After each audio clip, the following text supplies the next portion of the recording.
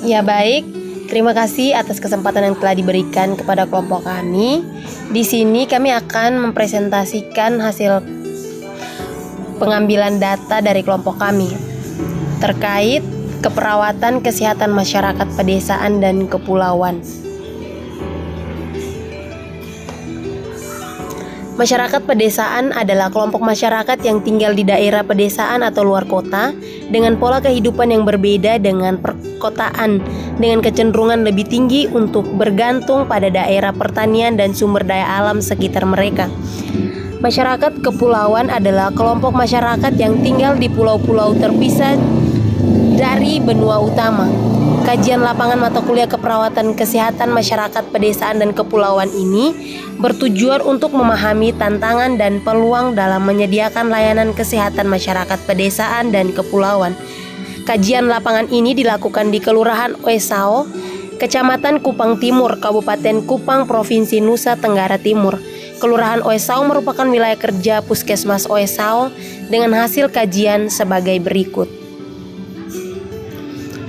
Gambaran utama, Kelurahan Oesao pertama kali dipimpin oleh Koten Manafe pada tahun 1768 dengan jabatan Temukung yang adalah seorang panglima perang pada saat itu.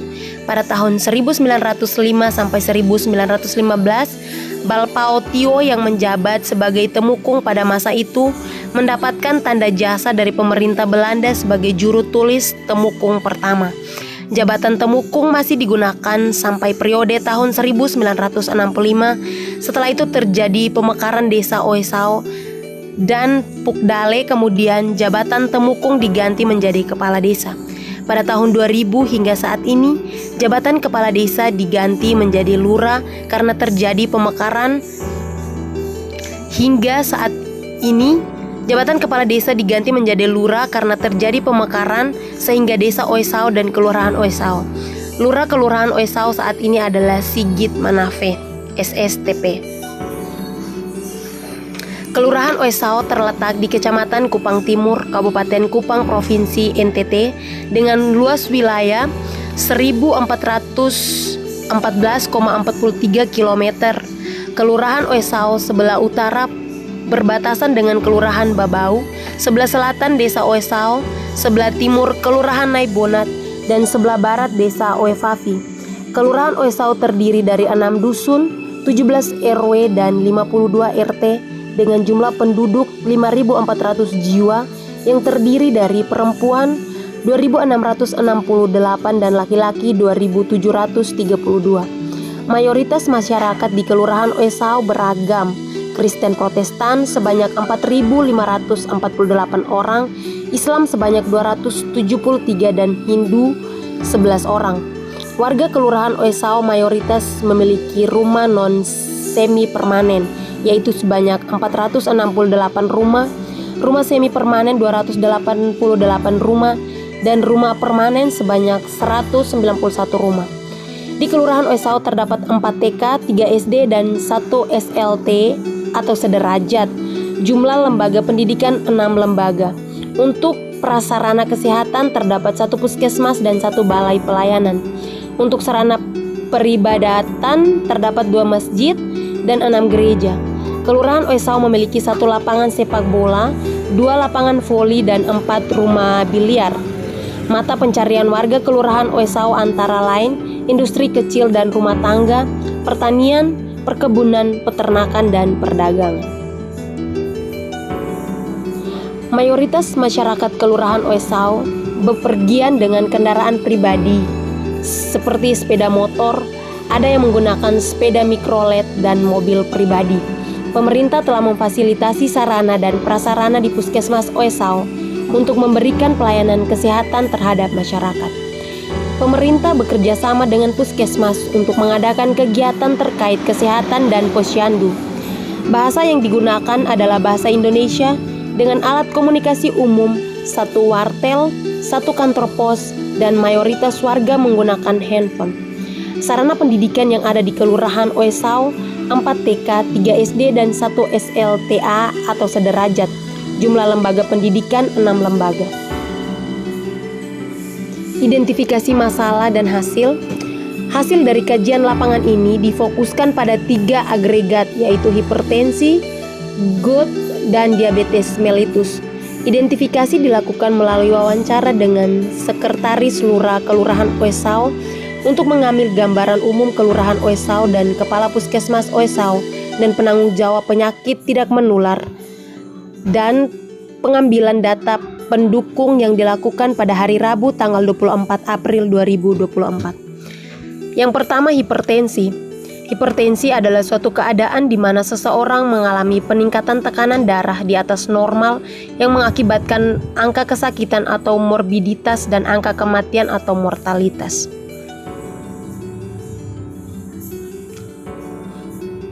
Jumlah penderita hipertensi berjenis kelamin.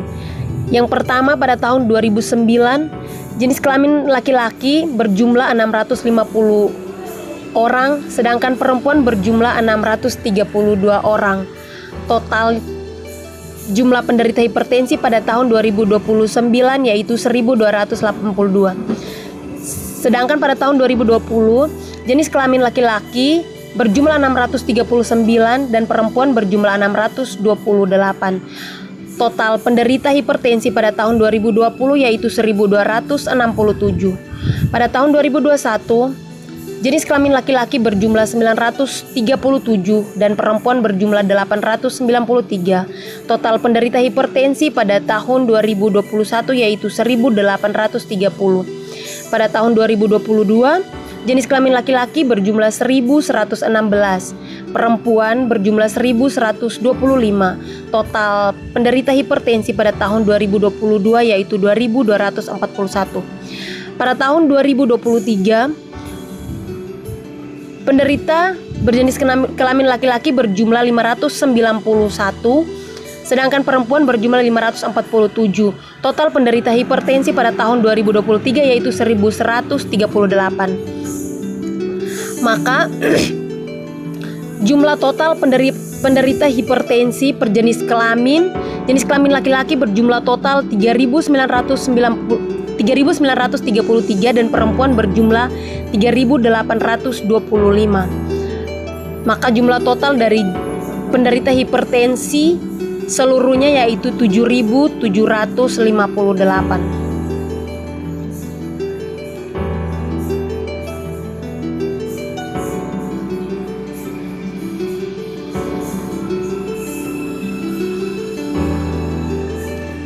Berdasarkan grafik di atas menunjukkan bahwa penderita hipertensi berdasarkan jenis kelamin memiliki perbedaan signifikan. Grafik menunjukkan bahwa dari total penderita hipertensi sebanyak 7.758 orang dari data tahun 2015 hingga 2023, terdapat 3.933 orang atau sejumlah 51% diantaranya adalah responden perempuan menderita hipertensi, sedangkan 3.825 orang atau 49% dari responden laki-laki menderita hipertensi. Ini menunjukkan bahwa laki-laki memiliki risiko yang lebih tinggi untuk menderita hipertensi dibandingkan perempuan. Pengobatan hipertensi dapat dilakukan di fasilitas kesehatan tingkat pertama atau puskesmas sebagai penanganan awal dan kontrol. Pengobatan hipertensi adalah pengobatan jangka panjang, bahkan seumur hidup, sehingga penderita harus minum obat secara teratur seperti yang dianjurkan oleh dokter meskipun tanpa gejala. Jenis obat antihipertensi di Puskesmas Oesau yaitu captopril dan amlodipine. Untuk komplikasi penyakit hipertensi di Puskesmas Oesau yang terbanyak yaitu penyakit jantung, stroke, dan ginjal. Yang kedua, gout. Penyakit gout atau asam urat merupakan penyakit yang sering diderita oleh lansia yang berhubungan dengan tingginya kadar asam urat dalam darah. Seseorang akan dikatakan menderita asam urat jika kadar asam urat dalam darahnya 7 mg per dl pada laki-laki dan 6 mg per dl pada wanita. Jumlah penderita gout atau asam urat per jenis kelamin. Yang pertama, pada tahun 2019, jenis kelamin laki-laki berjumlah 180, jenis kelamin perempuan berjumlah 362. Maka total penderita gout pada tahun 2019 yaitu 542. Pada tahun 2020, jenis kelamin laki-laki berjumlah 211, jenis kelamin perempuan berjumlah 381. Total penderita GOUT pada tahun 2020 yaitu 592. Sedangkan pada tahun 2021, jenis kelamin laki-laki berjumlah 191, jenis kelamin perempuan berjumlah 408. Total penderita GOUT pada tahun 2021 yaitu 600.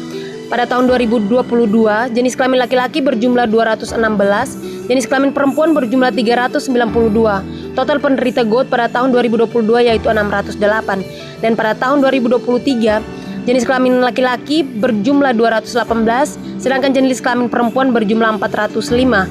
Total penderita GOUT pada tahun 2023 yaitu 632.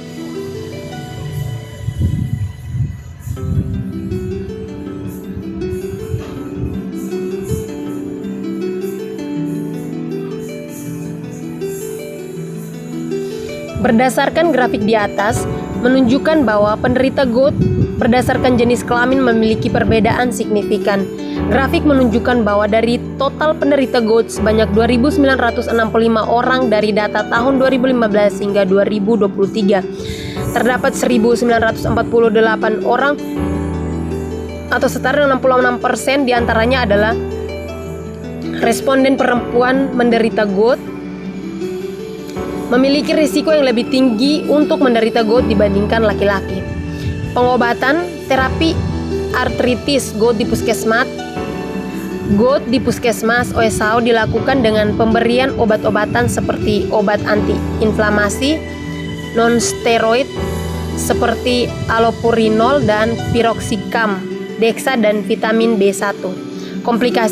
Untuk komplikasi penyakit asam urat di puskesmas OSAO belum dikaji secara mendalam, tetapi hampir semua penderita gagal ginjal dan jantung kadar asam uratnya tinggi. Yang ketiga, diabetes mellitus. Jumlah penderita diabetes per jenis kelamin. Yang pertama tahun 2019, jenis kelamin laki-laki berjumlah 20, jenis kelamin perempuan berjumlah 29. Total penderita diabetes mellitus pada tahun 2019 yaitu 49. Pada tahun 2020, jenis kelamin laki-laki berjumlah 19, jenis kelamin perempuan berjumlah 28. Total penderita pada tahun 2020 yaitu 47 orang. Pada tahun 2021, jenis kelamin laki-laki berjumlah 21 orang, perempuan berjumlah 24 orang. Total penderita diabetes mellitus pada tahun 2021 yaitu 45 orang. Pada tahun 2022, jenis kelamin laki-laki berjumlah 15 orang, jenis kelamin perempuan berjumlah 22 orang. Total penderita diabetes mellitus pada tahun 2022 yaitu 37 orang. Yang berikutnya pada tahun 2023, jenis kelamin laki-laki berjumlah 72 orang, jenis kelamin perempuan berjumlah 77 orang.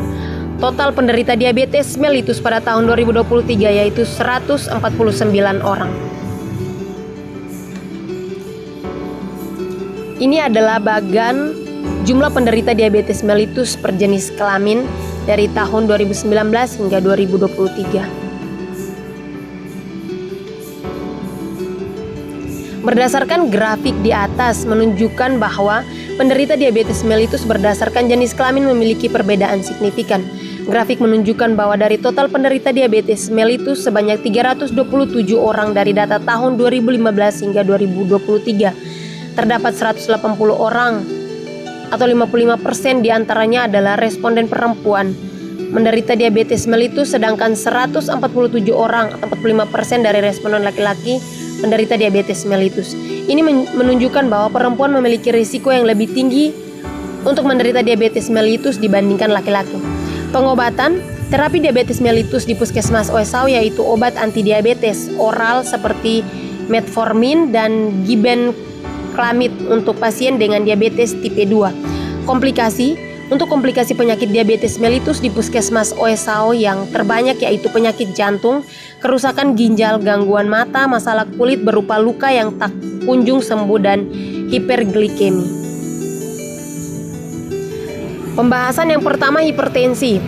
Program dan kebijakan puskesmas OSAO dalam penanganan hipertensi berdasarkan Peraturan Bupati Kupang nomor 58 tahun 2020 tentang standar pelayanan minimal urusan kesehatan di lingkungan pemerintah Kabupaten Kupang, maka puskesmas OSAO mengikuti program-program yang dibuat pemerintah sebagai pelayanan dasar pada penderita hipertensi dan untuk mencapai target SPM, yaitu adanya program PTM dengan langkah kegiatan sebagai berikut. Yang pertama, melakukan pendataan penderita hipertensi per kelurahan atau desa. Yang kedua, melakukan penemuan kasus hipertensi untuk seluruh pasien dengan usia lebih dari 15 tahun di wilayah kerja puskesmas OSAO atau pelayanan screening.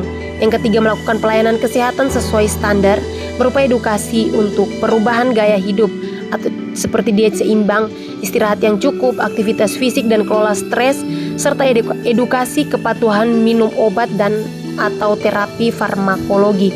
Yang keempat, melakukan rujukan ke FKRTL atau rumah sakit sesuai kriteria.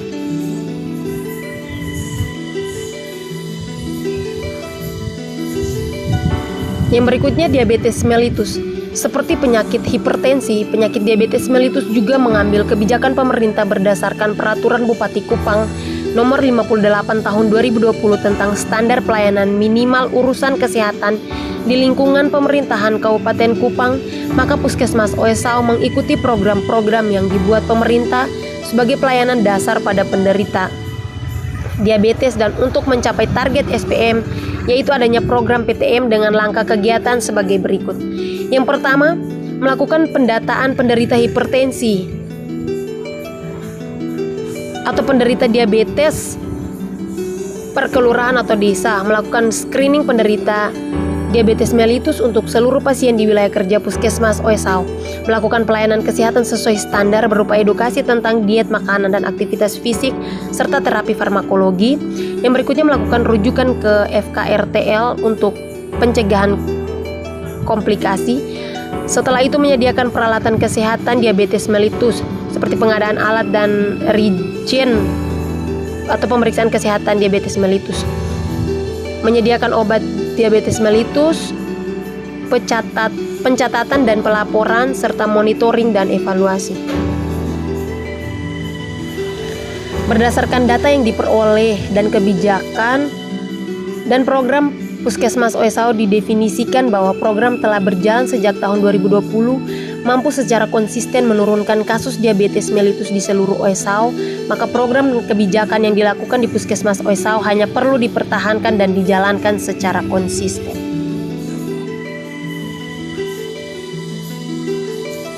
Berdasarkan data yang diperoleh dan kebijakan dan program Puskesmas OSAO didefinisikan bahwa program telah berjalan sejak tahun 2020, tetapi tetap terjadi lonjakan kasus hipertensi di Puskesmas OSAO yang cukup signifikan dan baru berkurang pada tahun 2023. Hal ini diidentifikasi oleh kelompok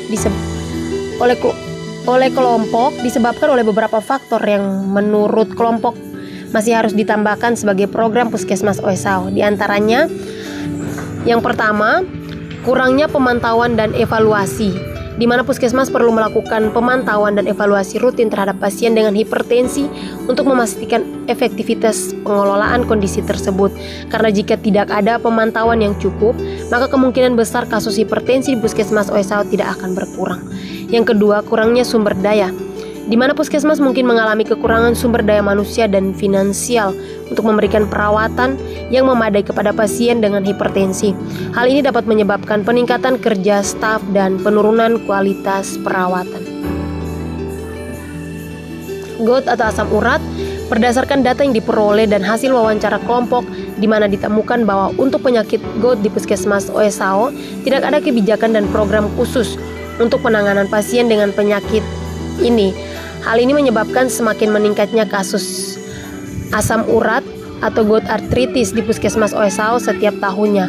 Hal ini diidentifikasi kelompok disebabkan oleh beberapa faktor, di antaranya yang pertama, kurangnya pengetahuan masyarakat tentang faktor-faktor resiko. Yang kedua, kurangnya akses ke layanan kesehatan. Yang ketiga, kurangnya pemantauan dan evaluasi. Dan yang keempat, kurangnya edukasi dan kampanye kesehatan. Sekian dan terima kasih.